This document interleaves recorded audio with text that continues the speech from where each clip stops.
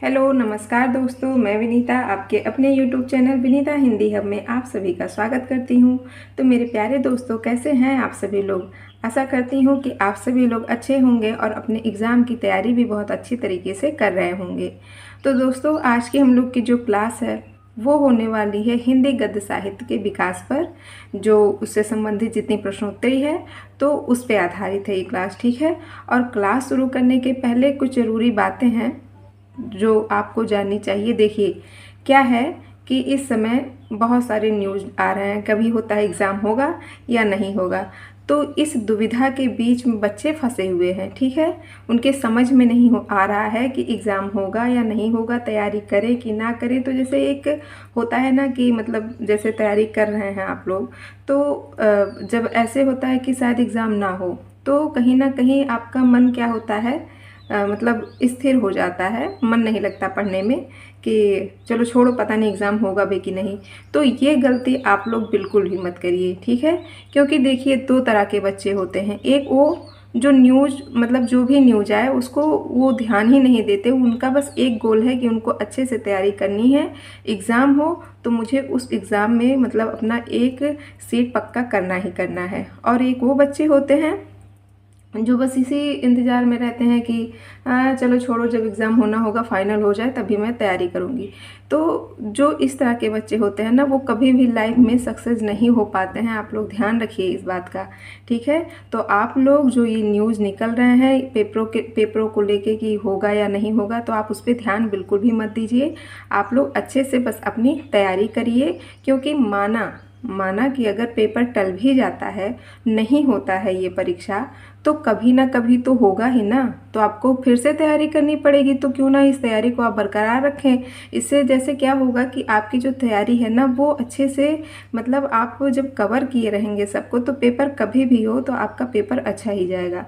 तो आप अपनी तैयारी बनाए रखिए, अच्छे से पढ़िए, इधर उधर की बातों पे ध्यान मत दीजिए, ठीक है। तो चलिए हम लोग क्लास शुरू करते हैं अपनी। देखिए, आज का हम लोग का क्लास है हिंदी गद्य साहित्य के विकास पर, ठीक। तो उससे संबंधित हमारा पहला सवाल है, भाषा योग वशिष्ठ का रचना काल है तो क्या है, 1741 ईस्वी, ठीक है। देखिए, ये जो है भाषा योग वासिष्ठ, इसका रचना काल 1741 ईस्वी है और यह आपकी यूपी टीजीटी में आ चुका सवाल है। अगला है, उर्दू को यामिनी भाषा कहने का श्रेय है तो किसको ये श्रेय है, लल्लू लाल को। लल्लू लाल ने उर्दू को यामिनी भाषा कहा है, ठीक है। और यह भी आपके यूपी टीजीटी में आ चुका है। फिर और देखिए, ये जो दोनों जो प्रश्न हैं आपके यूपी टीजीटी 2021 में आया हुआ है, ठीक है। तो याद रखिएगा। इंशा अल्लाह खां द्वारा लिखी गई पुस्तक है तो रानी केतकी की कहानी बहुत ही महत्वपूर्ण है। रानी केतकी की कहानी किसके द्वारा लिखा गया है, इंशा अल्लाह खां के द्वारा। फिर अगला है, रामचंद्र शुक्ल जी के अनुसार खड़ी बोली गद्य की पहली रचना है तो है चंद छंद वर्णन की महिमा। देखिए, रामचंद्र शुक्ल जी खड़ी बोली में गद्य की पहली रचना है, क्या मानते हैं, तो चंद छंद वर्णन की महिमा, मतलब ये जो रचना है उसको ये खड़ी बोली गद्य की पहली रचना मानते हैं। और ये जो रचना है वो किसकी है, तो एक रीतिकालीन कवि थे, कवि गंग, तो ये उनकी रचना है, ठीक है। अगला है, इतिहास तिमिर नाशक ग्रंथ के रचयिता हैं तो राजा शिव प्रसाद सितारे हिंद। सितारे हिंद उपाधि थी तो किसकी थी, राजा शिव प्रसाद की। देखिए, ये जो राजा शिव प्रसाद को सितारे हिंद की उपाधि मिली थी तो वो सन 1870 ईस्वी में मिली थी। तो मतलब ये जो सितारे हिंद है, सितारा ये हिंद, या इसको अंग्रेजी में स्टार ऑफ इंडिया बोलते हैं, ठीक है। तो ये उपाधि राजा शिव प्रसाद सिंह को 1870 ईस्वी में मिली थी। अगला है, राजा भोज का सपना पुस्तक की भाषा क्या है, तो हिंदी उर्दू मिश्रित भाषा है, ठीक है। क्या है, इसकी जो भाषा है हिंदी उर्दू मिश्रित भाषा है। और देखिए, ये जो राजा भोज का सपना है यह भी राजा शिव प्रसाद सितारे हिंद की रचना है, जो कि 1905 में प्रकाशित हुई थी और यह इनकी एक कहानी है, ठीक है। बहुत ही महत्वपूर्ण है ये सब, आप लोग अच्छे से 2-3 बार पढ़ लीजिए और याद कर लीजिएगा।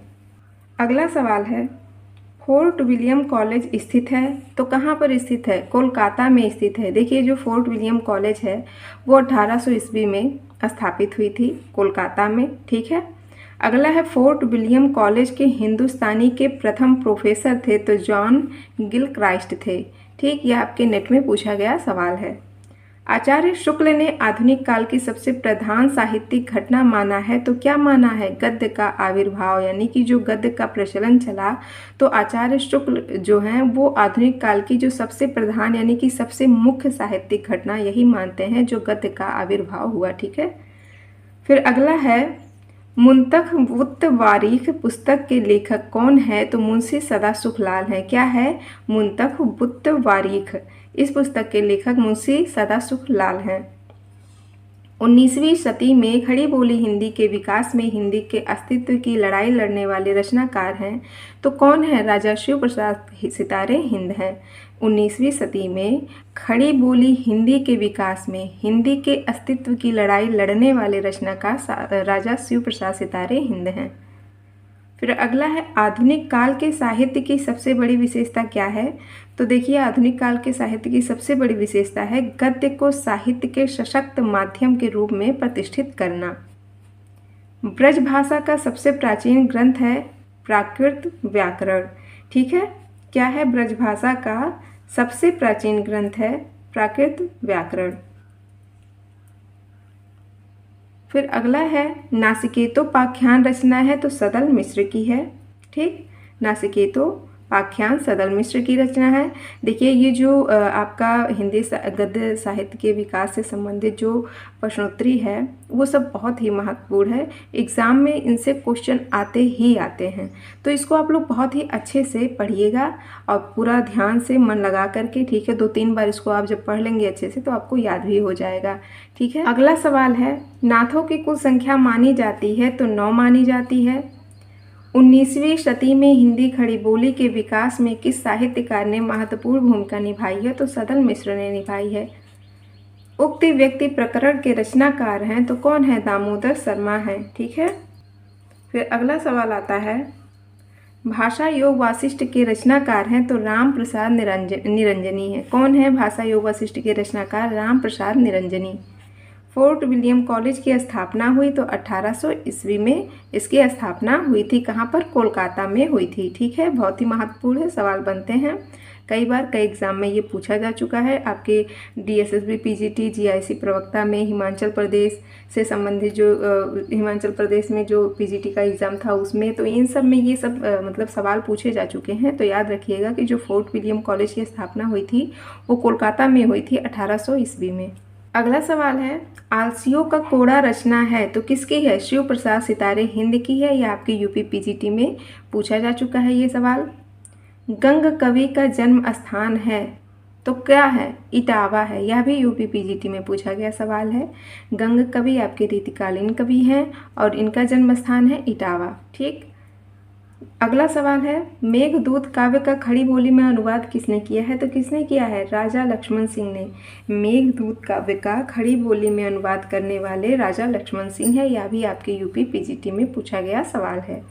फिर अगला सवाल आता है जॉन गिलक्रिस्ट की अध्यक्षता में कॉलेज के 4 लेखकों ने खड़ी बोली की अनेक शैलियों की नींव रखी। किस कॉलेज की? Fort William college. क्या है? फोर्ट जो जॉन गिलक्रिस्ट हैं उनकी अध्यक्षता में फोर्ट विलियम कॉलेज के 4 लेखकों ने खड़ी बोली की अनेक शैलियों की नींव रखी। अब ये जो 4 लेखक हैं वो लेखक कौन कौन से हैं? बहुत ही महत्वपूर्ण है, उनका नाम आप लोग याद रखिएगा।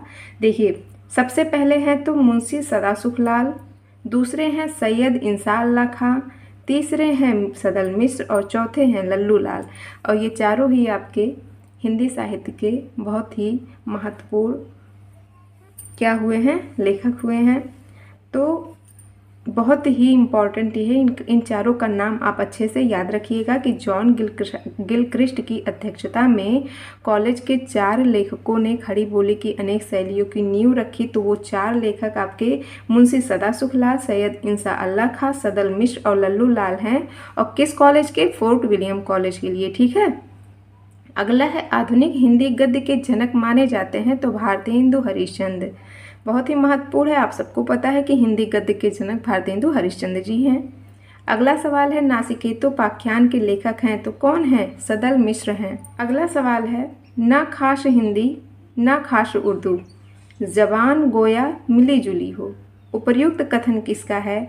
तो शिव प्रसाद सितारे हिंद का है। यह आपके नेट में पूछा गया सवाल है, 2019 में या यूजीसी नेट में आया हुआ था। तो क्या कहते हैं कि ना खास हिंदी ना खास उर्दू, ज़बान गोया मिली जुली हो। तो इनका कहने का मतलब है कि मतलब या ये जो भाषा है, मतलब जिसकी बात वो कर रहे हैं, तो ना तो वो शुद्ध रूप से हिंदी है और ना ही शुद्ध रूप से वो क्या है, उर्दू है, बल्कि इन दोनों का मिला हुआ, मतलब इन दोनों भाषाओं का मिश्रण है। ठीक है। फिर अगला है लाल चंद्रिका के रचनाकार हैं, तो कौन है? लल्लू लाल हैं। यह भी आपके नेट में पूछा गया सवाल है। प्रेम सागर के लेखक हैं, लल्लू लाल हैं। फिर अगला है सन 1800 ईस्वी में फोर्ट विलियम कॉलेज की स्थापना की, तो किसने की थी? मार्क्विस वेलेजली ने। देखिए ये जो मार्क्विस वेलेजली नाम दिया है, तो कहीं कहीं ये इनका मतलब जो नाम दिया होता है तो आई थिंक लॉर्ड वेलेजली है। अगर आप लोग को पता होगा तो कमेंट बॉक्स में बताइएगा मुझे कि जो फोर्ट विलियम कॉलेज की स्थापना सन 1800 ईस्वी में की, तो किसने की थी?